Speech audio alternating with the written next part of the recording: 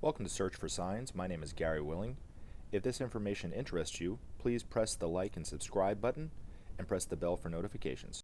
Throughout history, knowledge has always transferred from esoteric knowledge to exoteric knowledge.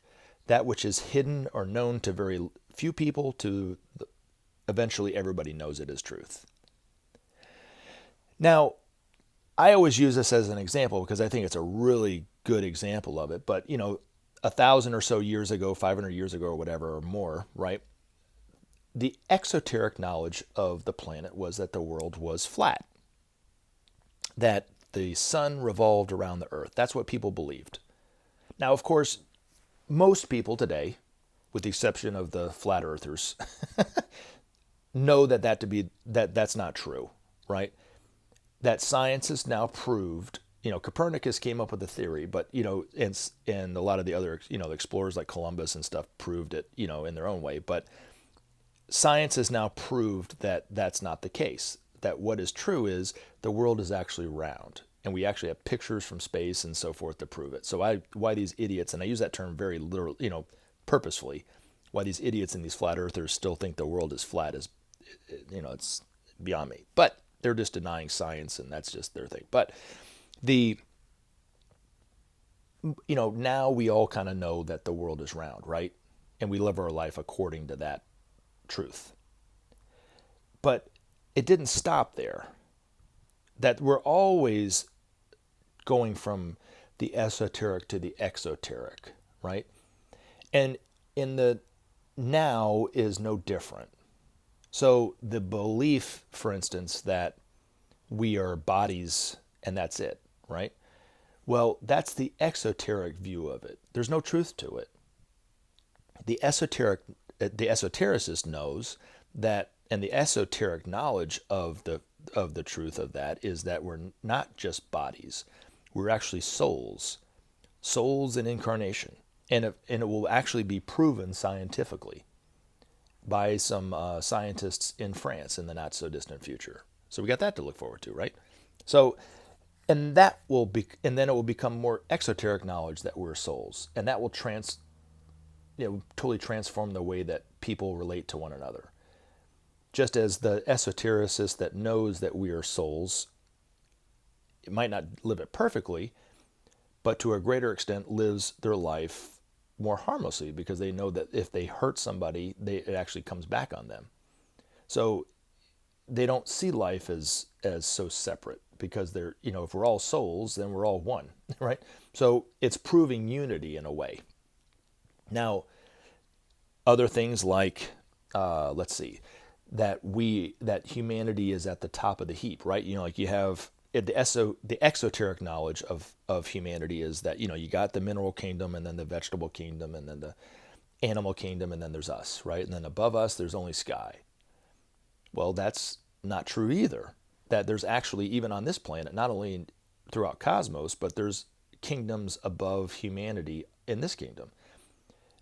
Namely, the immediate kingdom above us is the hierarchy, the masters of wisdom, which Maitreya is the head and leader of that group of masters. And that the esoteric knowledge is that all the master is, getting back to the soul, is someone who manifests moment to moment their soul quality. Moment to moment, without exception. They can't never not manifest that. Where most of us just manifest it periodically, every once in a while, right? And then the exoteric knowledge of the Christ is that Jesus is the only true Son of God. The esoteric knowledge and truth of the matter is that there's no such being in cosmos. That Jesus never said that he was the only true Son of God. That was a man-made construct. The esoteric knowledge of the Christ is that the Christ is a being who can not only manifest their soul quality moment to moment, but actually literally embodies it. It's unbelievably rare to be able to do that. at a planetary level. And the other esoteric knowledge of the Christ is that there's two Christs on this planet. One is the Buddha, and the other one was Maitreya. And so as we start to see, and eventually, I said Maitreya's on TV now talking to humanity undeclared as Maitreya, but when he is declared as who he is, and these masters start to come out moment to moment, more and more on TV, known for who they are and so forth, we will know for a fact that there is a kingdom above humanity called the Masters of Wisdom, that we are eventually going to we're becoming masters ourselves and entering that spiritual kingdom, the kingdom of souls, the kingdom of heaven. That's that Jesus was talking about when he talked about the kingdom of heaven. He was talking about the spiritual hierarchy of this planet. He wasn't talking about the final resting place for those who believe in what the church believes. He wasn't talking about that. That's why he said the kingdom of heaven is at hand. It's already here. It's you, who you are. It's your soul. It's just you got to manifest it moment to moment. Jesus was manifesting it moment to moment when he was Jesus. That's what made him Jesus. That's why he could say what he could do. That's why he could do what he could do.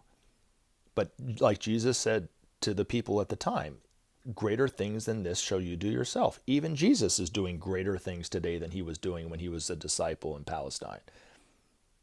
The master who is Peter is doing greater things than he was doing as Peter and so forth. Same thing with Paul and John and Thomas and all the disciples that he was talking to, the Mary Magdalene and all this stuff, are all masters now. They're all doing greater things than even Jesus was doing at that time. Now, right? But it took them time to get to there, because now they're manifesting their soul moment to moment, just as Jesus was manifesting his soul moment to moment. But that's the esoteric and exoteric knowledge. The same thing with the UFOs, right?